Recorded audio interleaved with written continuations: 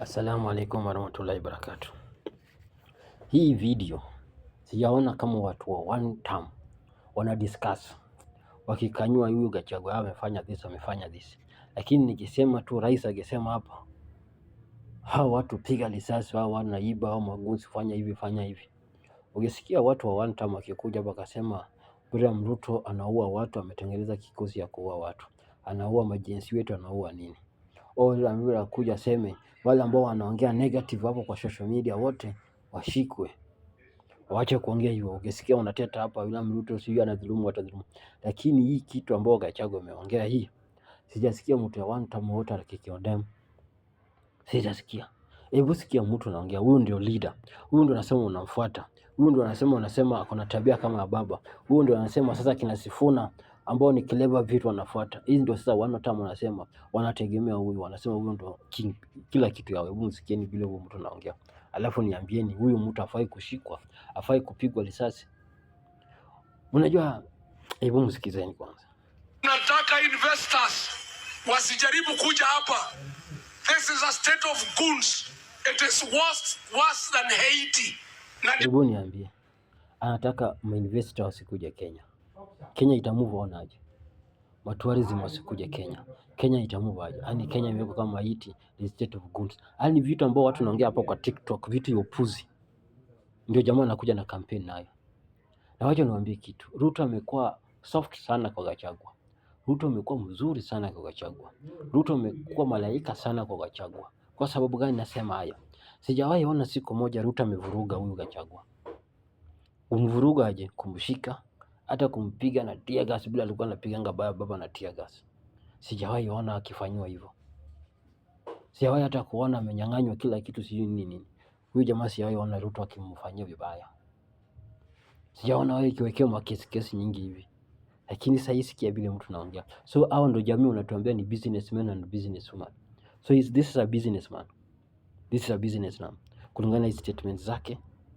Tunaambia the international community, all inventors across the world, all tourists, Kenya for now is not safe for you because it's a state of goons. Sasa hebu niambie. This is a businessman ambao unatuambia nyinyi ndio watu wa biashara, nyinyi ndio wekaji, nyinyi ndio akili uko nayo. So nyinyi unatuambia Gachagua ni malaika, Gachagua ni msemo kweli, Gachagua ni mzuri kuliko Ruto. Basi kama Gachagua sasa ni malaika, basi Ruto ni sababu malaika. What is this? Alafu unapata bado watu comment section hapa wana support mtu kama huyu, wanaunga mkono kama hii, anasema anafanya vizuri. Angalia comment section na bila anaongea, utasikia vile watu naongea. The CS Interior is a chief goon. The deputy chief goon is a PS Interior. Wale ambao wanatakiwa kuchunga usalama ndio wenye kuumiza wa Kenya. Kwa hivyo Kenya is not safe for tourism. It's not safe for investors. Lakini sisi wa Kenya vile hatuwezi hama. Nyinyi watalii mkae huko msiumizwe. Investors mkae huko. Lakini sisi wa Kenya hatuwezi enda. Sisi tutapambana na hiyo goons hapa nyumbani kwa sababu hatuwezi hama hapa. Ni wakati huo. Sikiza, acha nikwambie. Kenya inajengwa na vitu viwili.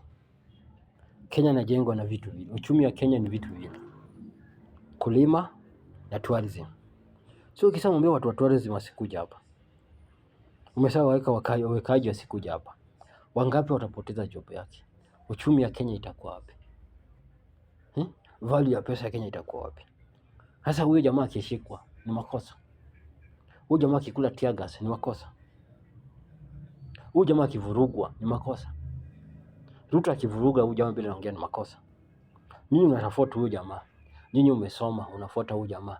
Nyinyi ni businessman na businesswoman unafuata huyo jamaa. Anajenga biashara au anabomoa biashara. Anajenga Kenya unabomoa ya Kenya. Tungine kweli.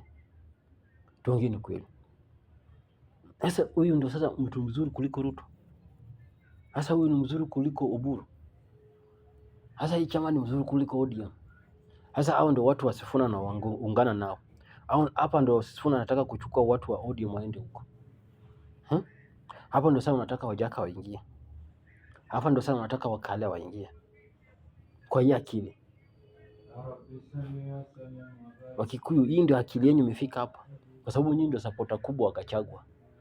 Wakikuyu, akili yenu imefika hapa, nyinyi ndio supporter wengi hapa. Ayamsikia akiongea na Kikuyu.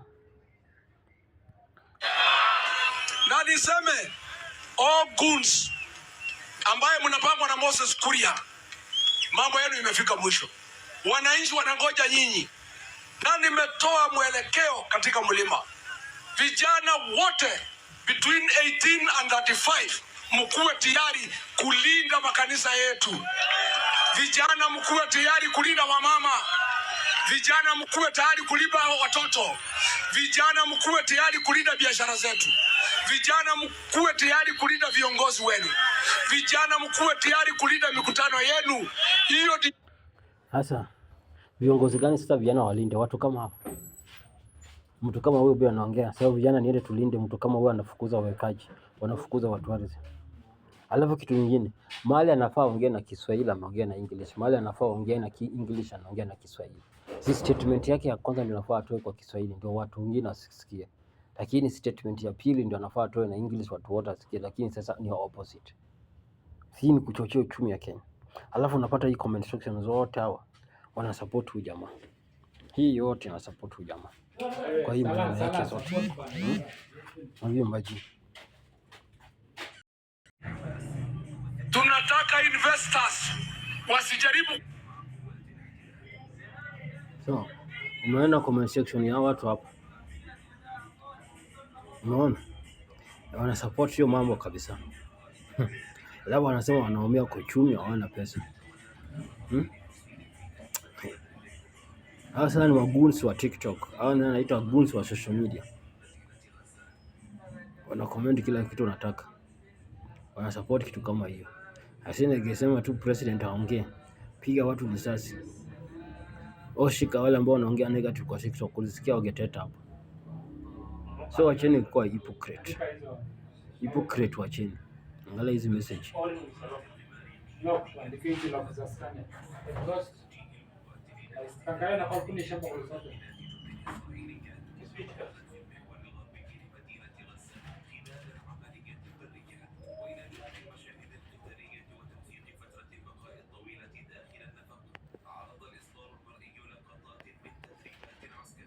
Kuja hapa.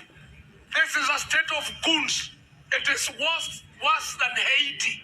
Na ndio tunaambia the international community, all inventors across the world, all tourists, Kenya for now is not safe for you because it's a state of goons. The CS Interior is a chief goon. The deputy chief goon is a PS Interior. Wale ambayo wanatakiwa kuchunga usalama ndio wenye kuumiza wa Kenya. Kwa hivyo Kenya is not safe for tourism. It's not safe for investors. Lakini sisi wa Kenya vile so kwa sababu alivutwa kazi ako na hiyo chungu. So unataka kuambia kila mtu akivutwa kazi aenda chome kampuni ambayo alikuwa anaandika. Au mtu akivutwa kazi akuja BF vile Gachagua na BF. Au mtu akikosana boss yake akuja BF vile Gachagua na BF. Kenya